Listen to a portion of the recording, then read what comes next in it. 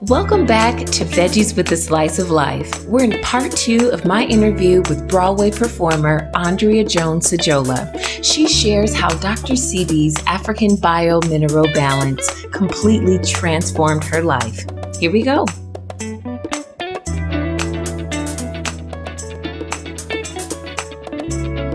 I would say, I don't know exactly, but I would say it was about at least 2 years, maybe 3. Okay. Yeah. Mm-hmm. And you said once you decided to go back on, and can you tell me the name that Dr. Sebi calls it again? Yes, African bio-mineral balance. Okay. That's a good name. So once you decided to commit to that, all the pain went away. Mm-hmm. And the arthritis. Yeah, and not only that, I mean, the swelling went away, obviously. The arthritis went away. The pain in my feet went away. And what happened was towards after being in the run of our show, the costume designer was like, we're going to have to take your dress in because it's too big. So yeah, I have a photo of myself the day of the costume fitting and the last day of the show. And I look like 2 different people. One looks like a mother and one looks like a daughter. It looks that different. So I got my youth back, really. My energy level, everything is just sky high. And, I think I've spoke with you before and I was telling you about how I got up the subway stairs. And when I got to the top, I had this really strange moment where I didn't remember getting up the stairs. And I kept saying, how did I get up here? I didn't take the elevator because there's no elevator at this stop. How did I get up here so fast? And it's because my energy level is so much higher now that I literally fly up the stairs with no pain, where I used to search around for elevators or even go to certain stops so that I could get in an elevator and then walk the rest of the way. Wow. Just wouldn't have to do stairs. And even with your beautiful and patient brother, Nate, I was doing a show with him in Boston with my husband. And I remember how it took me so long to get up the stairs and he would just wait at the top of the stairs like, oh, AJ, I won't leave you. We're going to wait up here. It might take 10 minutes for you to get up these stairs. We're going to wait on you. So, yeah, it's like everything changed. And it was like, when I started losing weight and I had to, get rid of all these clothes and I didn't do it to lose weight. I mean, I've always wanted, to lose all that weight because I had lost a lot of weight before the first time I went vegetarian. I lost almost 60 or 70 pounds. Wow. But then gained it all back once I kept it off for years, but once I got pregnant and that nausea just threw me off. So I hadn't been that small for years and years and years, but now I think I weigh less than what I weighed in the 6th grade. Wow. Yeah. Wow. Yeah. It's crazy. It blows my mind, really. And I mean, in some ways I just have, so many questions. Just how was the transition? Did you do it completely cold turkey? Where you change right away, or did you take baby steps? Because I know, everyone has their own process. What was that for you? I had to go cold turkey. Cold turkey, and I didn't even give myself the option of sneaking a little bit here, sneaking a little bit there. I said, if I'm going to do it, I'm going to do it because, another meme I saw on Instagram basically said, every single thing that you put in your body is either feeding a disease or fighting a disease. So I thought to myself, why would I want to feed a disease, which I know I'm predisposed to with, everybody in my family having something. Yeah. So why would I do that to myself? And I decided that I was going to go 100%. Now, the thing is that I had assumed that certain things were on the list, on the nutritional guide. Okay. And so I was probably 5 or 6 months in, and, I would be there preparing my green beans. And then I would see on one of the Facebook groups I was in that it wasn't approved. And I was like, green beans aren't approved? Wait a minute. So I I had just assumed that they would be okay. And so then I said, I really got to get super duper familiar with this list so that I don't make those types of mistakes. I mean, I still have to check from time to time before I consume something that's new. I have to say, wait a minute, let me go see. Is this on there? Can I have it? Is it approved? But I'm pretty familiar with it now. Even my daughter, she understands, what I can and cannot eat. So yeah, I'm pretty familiar with it now. So with the list, because some people may just have no idea what the nutritional guide is. So it's more than just not eating meat and dairy or maybe even highly processed foods. Correct. But it's even a restricted list of vegetables and grains and nuts and seeds and fruit, Right. sweeteners, spices. It's a restricted list.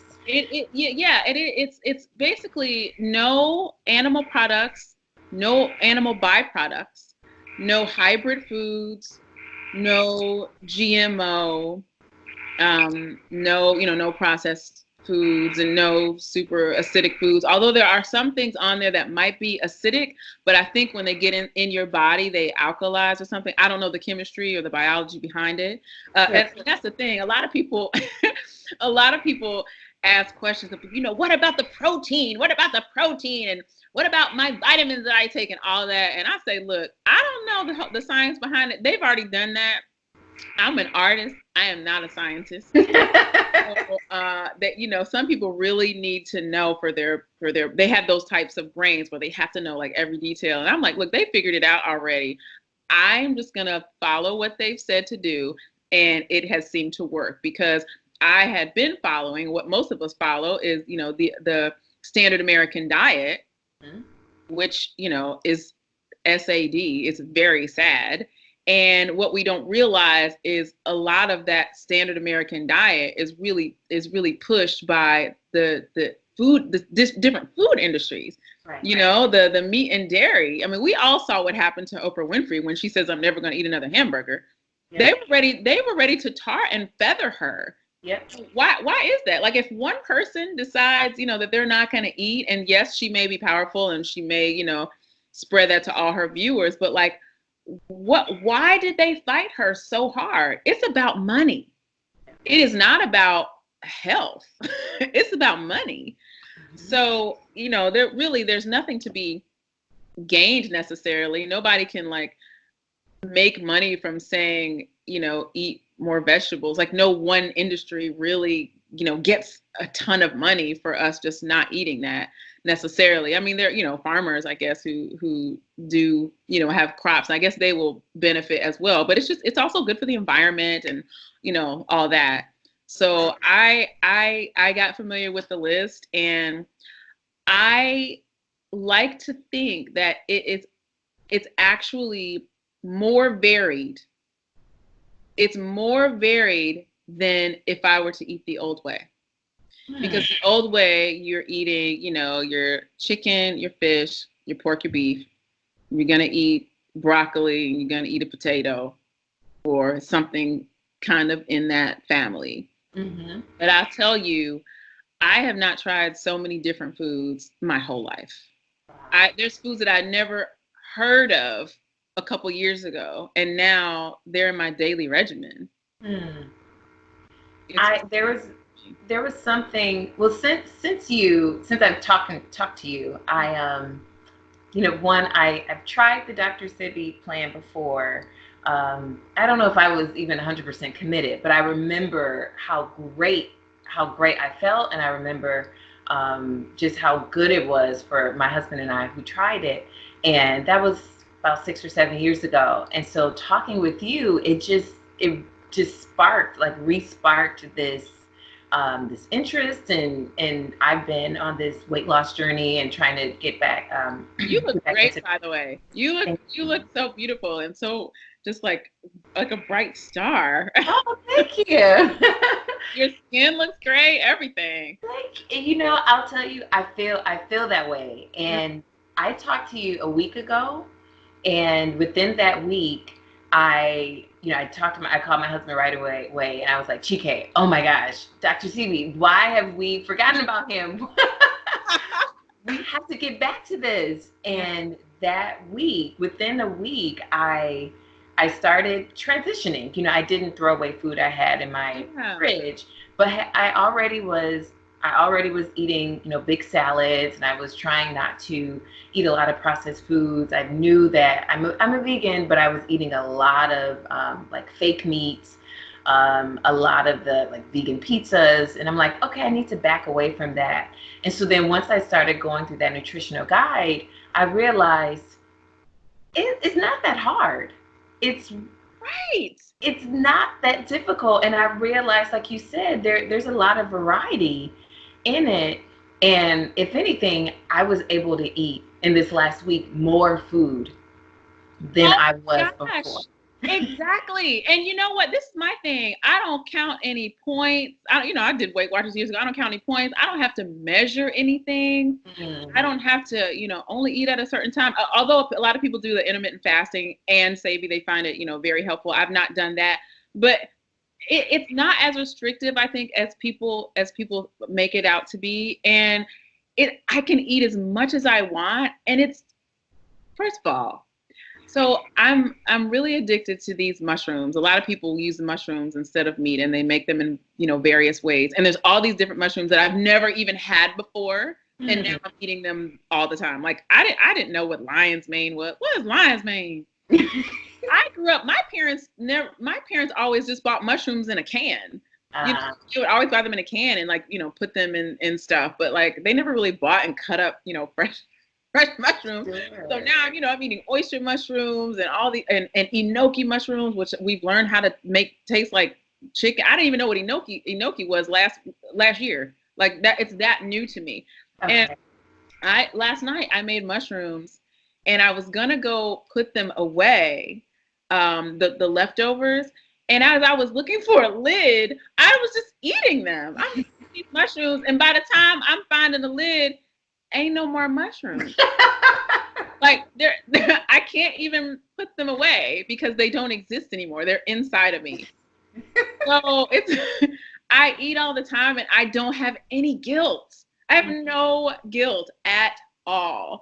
And a little trick that I do is, anytime I'm with because my daughter, she's not 100%, so when she's home with me, she eats Sebi. Sometimes for lunch, I might get her like a little something to take to school, for her lunch. And her lunches are usually about 75% alkaline. And sometimes if we're out and about, I'll get her something. But she's very familiar with the list. Like she knows what's up, and she knows what's good for her and what's not. But she loves this food as well. And the reason why I decided to just stop making 2 meals and just make one is because I would make 2 meals in the beginning, and then she would start eating my food.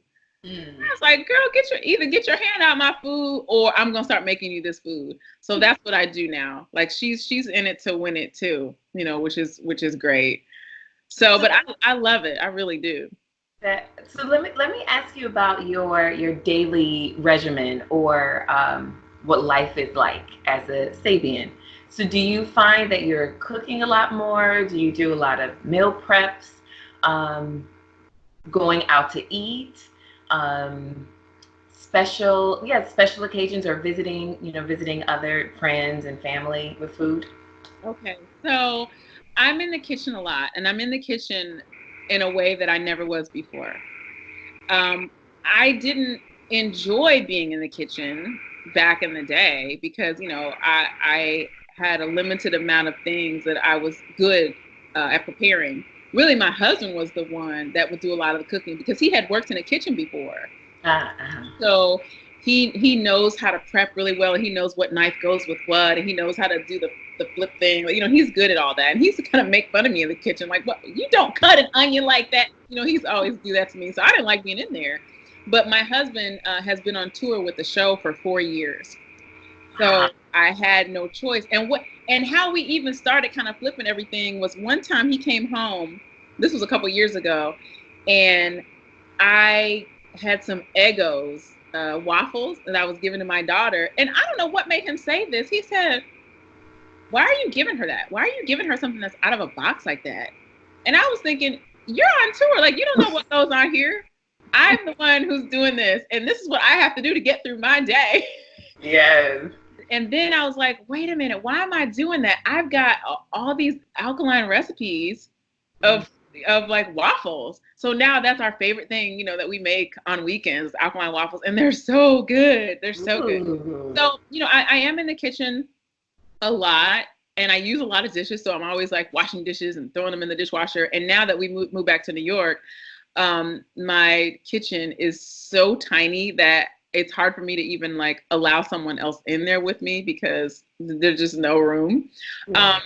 But that's fine. We've learned to make it work. I buy things from a company called Vitacost.com.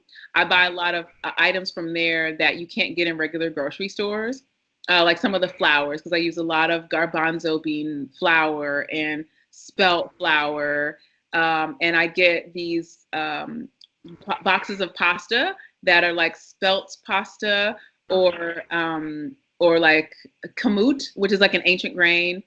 So I buy kamut pasta from places like that, because even if you go to Whole Foods, they don't even have those products. They'll say this is chickpea pasta, but when you look on the back, it's like chickpea and 50 other ingredients that are not good. Sure. I don't get them from there. I get them from Vitacost. And I do have to go to Whole Foods for certain things like bulk, currants or walnuts or things like that.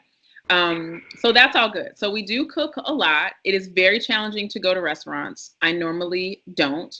One is there's usually only one or two things that you can get at a restaurant that are within the list. And then you don't want to pay $10 for 5 bites of kale. Like, that doesn't even make sense. And third of all, my food tastes better. Being honest, like by the time I get in that kitchen, it's like, whoa, this is so good. Why would I go to that restaurant that doesn't prepare it how I know I want it to taste? So that can be tricky. So, and I was a very social person in terms of like going out to eat with friends. Like, that was my big thing. I'm a big foodie, and I like my food to look pretty, and I like it to be presented nicely, and I like a nice amount of food. So it's not really optimal for us to go out a lot. So that's a thing. It can get awkward for other people when I go to their homes and I'm not going to eat that food. I kind of prep them, but they kind of make a big deal about it. But I'm like, no, I'm good. I'm fine. I normally carry a smoothie or something with me at all times. I always have snacks and stuff in my bag that I have prepared, I've made, or fruit and nuts. I've had to go to cast parties where I don't eat a thing, or I might just have to eat the cantaloupe. And that's good. Like, I'm there to be with people. I don't have to eat, all the time. I'm just fine. And I figured out a way to make it work. Now, it's going to be a little tricky because I'm going to Africa in a couple of weeks, and I'm going to be there for a little, like under 2 weeks. Okay. And I think that's going to be the test. Okay. I'm gonna have to get back with you. Yes. How that goes, because they are, they're going to. We're doing kind of a culture. My husband has to do a cultural event, and there will be an animal slaughtered.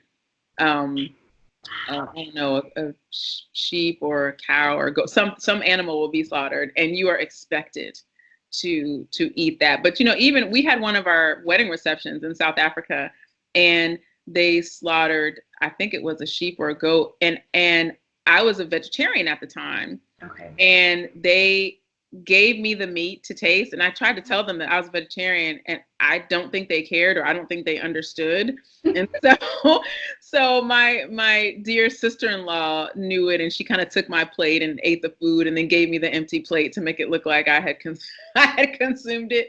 So we'll see what it's going to be like this time. But I'm really adamant about what I'm doing, and it's not that I don't care about other people's feelings, but I'm not going to stop doing what I know to be right for me to placate someone because they're uncomfortable and they want to continue eating foods that I know are not right, at least for me. You understand what I'm saying? Oh, yeah. I'm not gonna indulge and cheat or whatever just because there's party or there's food and I'm expected to eat this food. I'm just not going to do that. And I'm not trying to be rude at all, but I can be there socially but I'm not going to consume food that I know would not be good for me in the long run.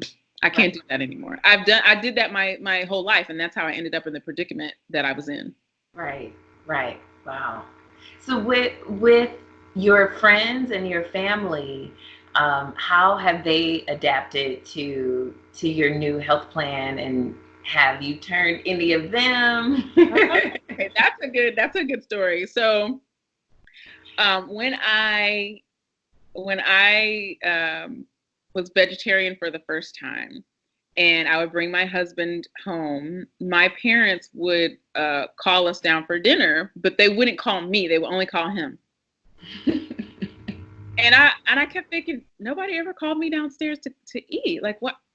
Do they not care? Did they forget I was here? I was so confused. And then I realized, it finally dawned upon me, like, they don't understand this. They don't want to understand it. All they know is there's a plate of food down there. If I'm hungry enough, I'll go down there and eat. Yeah. Boom. It's over. And I remember telling my grandmother for the first time that I was vegetarian. She said, what you is, baby? I said, I'm vegetarian. And she didn't know what that meant. She said, oh, okay, well, there's some chicken in the Frigidaire. That's what she told me. It's some chicken in the Frigidaire. I said, I don't eat meat. She said, well, I told you there's some chicken in the Frigidaire. So that's grandma. So then this time around, I, told them what I was doing, and I came home when I first started doing it, and they were like, okay, good for you. They weren't really interested. But the next time I came home, I had lost a significant amount of weight. Significant enough for them to start asking questions. And then one of my sisters said, well, why don't you send me that list? Go ahead and send me that list. I just want to look at it. I just want to see it. And my sister suffered from diabetes. And I said, sure, I'll send you the list. But see, a lot of people ask for the list. A lot of people text me that list. But then, I see them in the street eating Whoppers. So, they don't really, they just, it's just conversation a lot of times, which is fine. I'm not forcing this on anybody. Right. So, okay. So then I'm going to put a pin in my sister. We'll get back to that. So then a lot of my friends, so I came from a group of friends, like what we do is we eat. Like we go out and we talk and we eat. Singers especially, we're very oral. We like to do, we're always moving our mouth. We're either talking, singing, or eating. A lot of them were like, wait a minute, like, why are you losing all this weight? Like, what's going on with you? And then I would tell them what I was doing. And a lot of people, they turn their nose right up in the air.